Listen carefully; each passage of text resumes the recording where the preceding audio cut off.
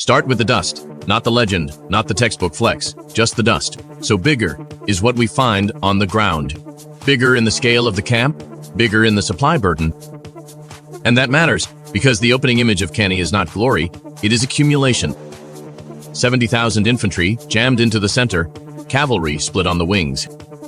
Altogether, something like 85,000 men under Roman command, maybe more depending on whose numbers you trust, and how much side-eye you give ancient sources.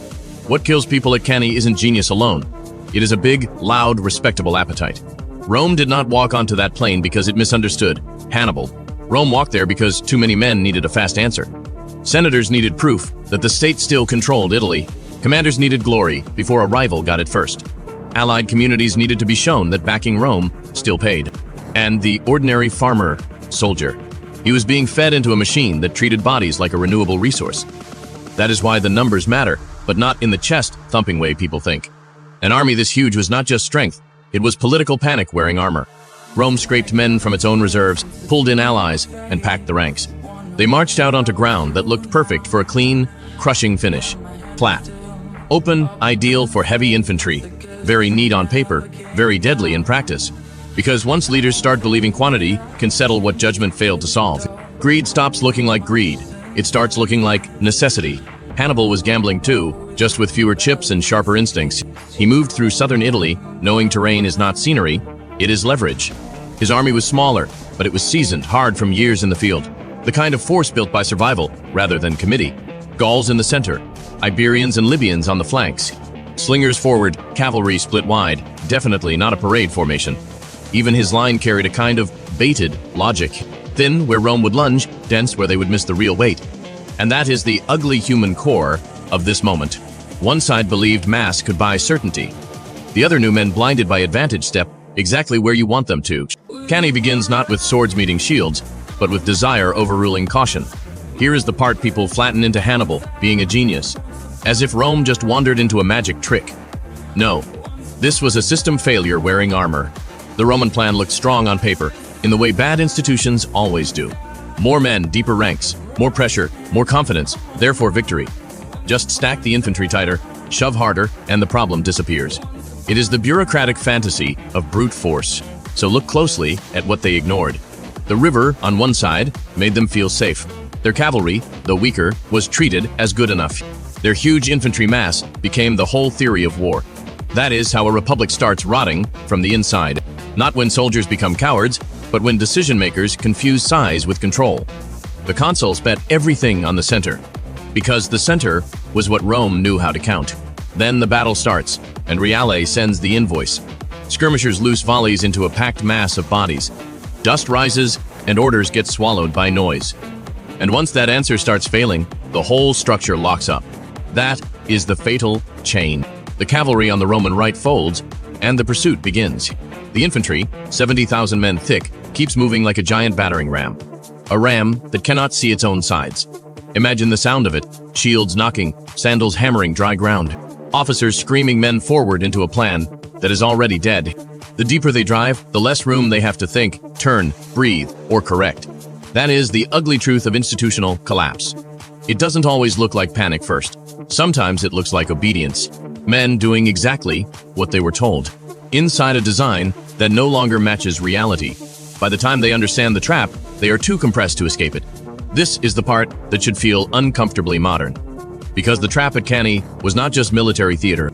It was a systems failure wearing armor. You can almost see it. A mass of Roman infantry packed so tight. Men could barely lift their arms, shields knocking shields. Breath turning hot and sour inside a human wall. Everyone convinced that more pressure meant more control. Hannibal looked at that and did the oldest thing in history. He let an overconfident machine accelerate into the shape of its own ruin. First, the eyes lied. The Roman cavalry on one side was already being shredded. Riders peeled away, horses panicking, dust swallowing command. But in the center, a Roman foot soldier only saw motion and ground being won. Hannibal and his brother held that center personally. Not because it was safe, but because it had to look believable. The line bent, not broke, just bent, and that distinction killed Rome. To the men pressing forward, it looked like success. Same old story, right? Numbers up, enemy folding, keep pushing. And that is exactly how institutions still talk themselves into disaster. They confuse movement with advantage and momentum with proof. Meanwhile, the Roman formation kept thickening at the point of apparent victory. More bodies fed into less space, more confidence, less visibility. On the wings, Hannibal's harder infantry just absorbed the shock and waited. That is the mirror nobody likes. The fatal error was not courage. The Romans had plenty of that. It was certainty under bad information. Commanders believed mass could solve what awareness had already lost. A battlefield in 216 BC, a boardroom, a political campaign, a market bubble. The costumes change, but the script barely does. And then comes the hinge moment history repeats like a curse. The instant when a crowd realizes too late that what looked like a breakthrough was actually a funnel. By the time the Roman center had surged deep enough to feel triumphant, it had also become blind, compressed, and exposed. Hannibal did not overpower Roman strength. He taught it where to stand so it could destroy itself. Tell me, that doesn't sound familiar. At what point does confidence stop being leadership and become a trap people march into willingly? This is where the modern verdict lands, and it is not subtle. Cannae was not just a bad day at the office. It was a full systems failure with sandals on. You can argue over whether 50,000 died or 75. Historians absolutely do. The sources are messy. The numbers wobble. The ancient equivalents of comment sections were already doing their thing. Fine, but once you are standing in a field where entire formations have been crushed so tightly, men can barely raise an arm, the exact body count stops being the main story. The real judgment is this. Rome built a machine that rewarded mass, confidence, and political theater, then drove that machine straight into a battlefield, perfectly designed to punish all three. Picture the aftermath in practical terms, not heroic ones. Broken shields underfoot, dust stuck to sweat and blood, officers dead or missing. Units made from mixed recruits and allies suddenly leaderless, jammed together, unable to pivot, unable to breathe, unable to tell where the line even is anymore. Meanwhile, the lighter Carthaginian troops keep cutting at the edges, and the cavalry comes back like a closing gate. That is not just tactical brilliance from Hannibal, though it absolutely is. That is also a republic discovering, in the ugliest possible way. That scale without adaptability is just expensive collapse. And honestly, that part feels way too current, because modern institutions do this all the time. They confuse size with resilience. That is the real curse of Cannae, not that Rome lost big. Not even that tens of thousands died in a dust-choked ring of steel. It is that the lesson was obvious, documented, practically screaming, and humans still rerun it with better tools.